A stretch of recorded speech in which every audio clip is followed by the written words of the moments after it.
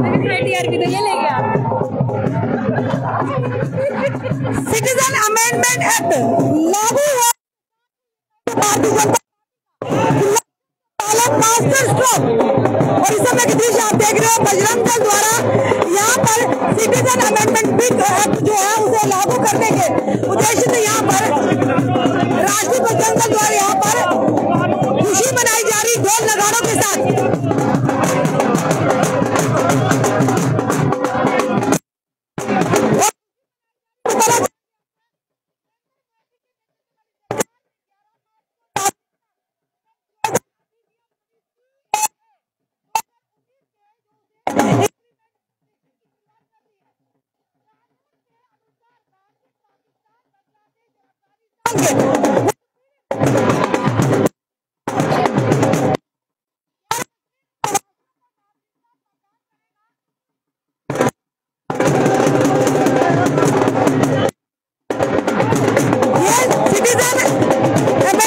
बताना चाहेंगे आपको केंद्र की मोदी सरकार ने नागरिकता कानून का नोटिफिकेशन जारी कर दिया।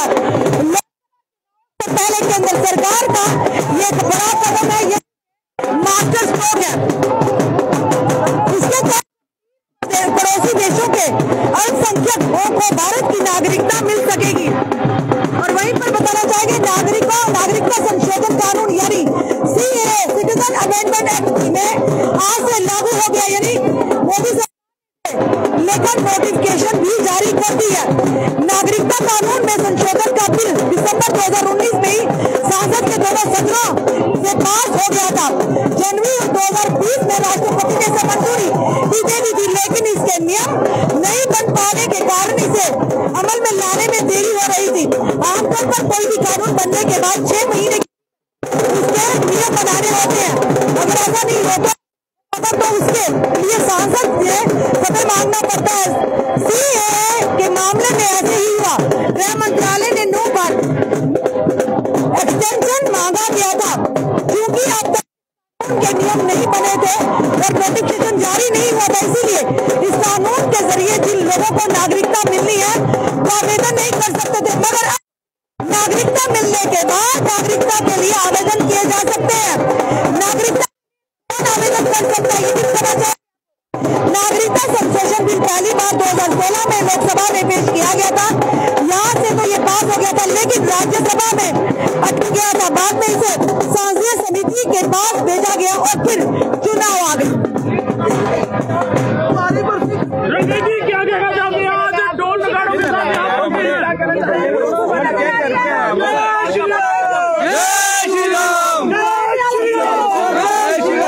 मेरा नाम राकेश बजरंगी है। इस प्रकार से 4 साल से सीएए नागरिकता संशोधन कानून होल्ड पर रख के यहाँ पर धरने पर बैठे, इसके पीछे कौन कौन सी शक्ति है सभी को मालूम है। एक लंबे समय से 4 साल का समय लग गया इस कानून को लागू होने में, लेकिन हम केंद्र सरकार का धन्यवाद करते हैं कि कल केंद्र सरकार ने इसको लागू कर दिया। इसके अंदर पाकिस्तान, अफगानिस्तान और बांग्लादेश के अंदर जितने भी अल्पसंख्यक समाज के लोग प्रताड़ित होकर भारत आए, जिनके घरों को लूटा गया, जिनके साथ ज्यादतियां हुई, जो व्यापारी वहां पर मारे गए, उनके परिवारों के लोग जो 31 दिसंबर 2014 से पहले भारत आए हैं, उन सभी को नागरिकता जो है वो भारत सरकार यहाँ पे देगी। इस प्रकार से उनको बचाने का काम जो है वो केंद्र सरकार ने किया है, जिसके लिए हम माननीय प्रधानमंत्री जी, माननीय गृह मंत्री जी और उनके मंत्रिमंडल का धन्यवाद करते हैं। जब जब सरकार अच्छा कार्य करेगी, हम सरकार के समर्थन में इसी प्रकार से खड़े रहेंगे। लेकिन अगर सरकार कहीं गलतियां करेगी तो सरकार का विरोध भी हम करते रहे हैं और करते रहेंगे। लेकिन जहां जहां वो अच्छा काम करेगी, समाज को फायदा देगी, या इसी प्रकार से जिस प्रकार से ये नागरिकता संशोधन कानून जो है इसको पास किया है, इससे क्या है कि जो हिंदू समाज पाकिस्तान, अफगानिस्तान और बांग्लादेश के अंदर घटता जा रहा है। आपको मालूम है कि आए दिन पाकिस्तान के अंदर ऐसी प्रताड़ना की घटनाएं सामने आती रही है और हम आपके चैनलों के माध्यम से आवाज बुलंद करते रहे हैं। बांग्लादेश के अंदर ही पिछले कुछ समय पहले हमारे मंदिरों के ऊपर हमले, हमारे लोगों को मारना और उनको वहां से भगाने का काम वहां के लोगों ने किया, तो अब वो सभी सुरक्षित जो है वो भारत में पनाह ले पाएंगे और भारत की नागरिकता जो है वो उनको मिलेगी। कुछ लोगों को लगता है कि सेकुलरिज्म और इक्वालिटी की बात करें तो उस पर उनके प्रिंसिपल्स पर हमला हुआ, क्या लगता है? देखिए, आपको मैं एक बात पूछना चाहता हूँ कि या मैं उन लोगों को पूछना चाहता हूँ कि अफगानिस्तान, पाकिस्तान और बांग्लादेश के अंदर प्रताड़ित कौन हुआ, कौन सा समाज प्रताड़ित हुआ?